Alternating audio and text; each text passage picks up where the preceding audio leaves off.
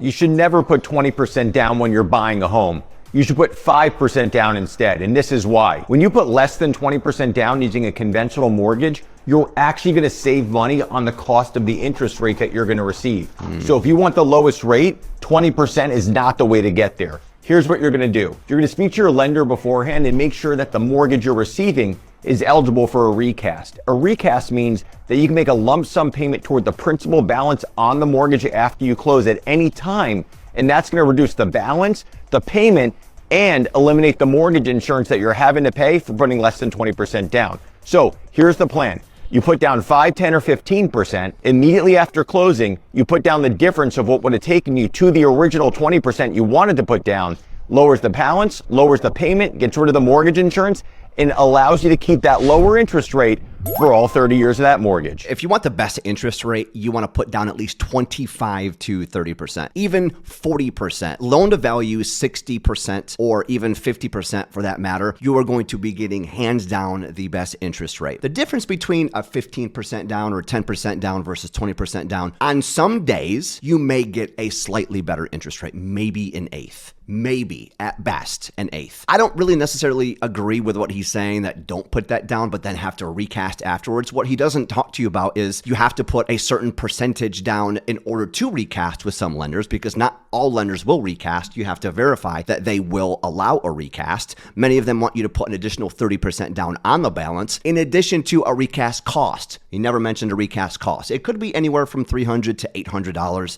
but there is a cost involved. You have to factor all of those into consideration when you're doing this. So in my opinion, 5% or 10% down versus 20% down, if you do on that particular day have a better interest rate, it is very, very, very minimal at best. But if you do want the best interest rate and you have a ton of cash, 25 to 30% down is going to be that sweet spot.